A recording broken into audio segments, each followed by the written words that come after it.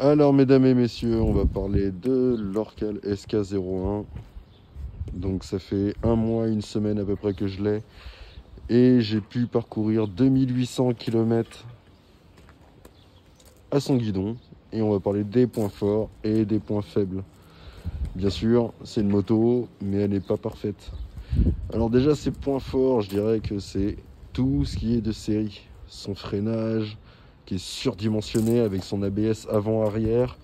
Sa monte pneumatique d'origine, donc c'est des Metzeler Sportec M5. C'est du 110 à l'avant et du 150 à l'arrière. Bon, je vous reparle pas de la ligne d'échappement que j'ai fait faire sur mesure parce que j'en ai déjà parlé dans une autre vidéo. L'avantage, c'est que c'est du full LED avant-arrière, même les clignotants.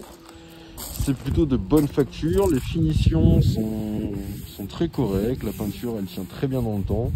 Bon, elle est sale, hein, mais bon, c'est vraiment au top du top. Alors, par contre, sur les défauts, j'ai changé les rétros pour mettre des Kimimoto à grand angle, pour avoir une meilleure vision à l'arrière de ce qui se passe derrière moi.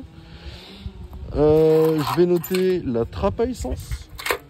La trappe à essence, quand on le met, le problème c'est qu'il faut la tenir parce que sinon la charnière elle se referme quoi.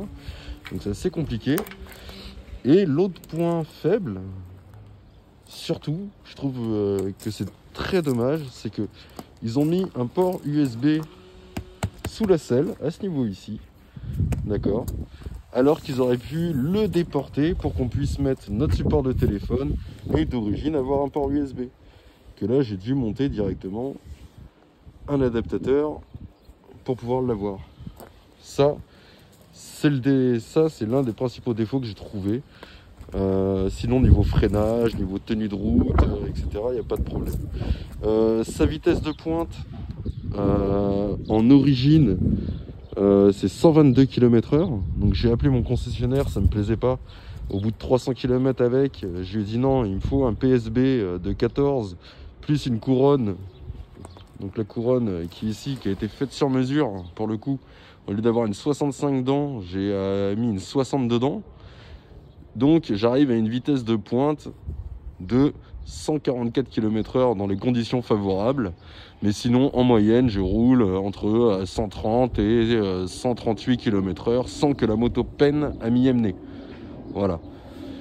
Ensuite, dans sa globalité, niveau consommation, donc avec le réservoir de 15,5 litres, je fais 450 km.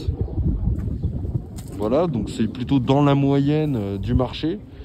Maintenant, gros problème d'Orcal sur cette série qu'ils appellent la gamme Distinction, qui est au-dessus des Néo Rétro. Parce que là, on est sur une moto quand même de base à 4699 €. Ils auraient pu prévoir des accessoires. Voilà. Je leur ai fait remonter à la DIP. Donc la DIP, c'est la marque qui distribue et qui importe la marque Orcal en France. Je leur ai fait remarquer comme quoi c'est dommage qu'on ne peut pas avoir de, admettons, sacoche cavalière, voilà, d'origine Orcal, l'échappement. Voilà, qu'on pourrait prendre comme chez Yamaha ou c'est de la Krapowicz, etc. Donc, mais à part ça, j'ai vraiment rien à dire quoi. C'est exactement la même que la SK03, donc 300 cm3. La seule différence c'est la boîte et le moteur. Sinon tout le reste c'est exactement la même moto. Et l'inutilité du truc, comme c'est exactement la même moto, c'est que là on a le petit bouton mode sport éco. Ça change juste la lettre, mais ça change rien concrètement à la bécane. Voilà. On va regretter aussi pour une moto de ce prix-là et de cette gamme-là, les leviers qui ne sont pas réglables. Bon, on peut adapter des réglables, mais c'est toujours pareil. Ça aurait été bien que ce soit de l'origine. On est sur une gamme Distinction. Ils essayent de monter en gamme, donc c'est tout à leur honneur. Mais encore, va falloir régler ces petites choses. Je prends l'exemple Zontes qui, eux, ont directement les leviers réglables. Voilà. Bon, ce sera tout pour aujourd'hui. Et je vous ferai quelques d'autres vidéos de roulage. Et si vous avez des questions, n'hésitez pas à vous abonner et à me les poser en commentaire. Voilà, merci à vous.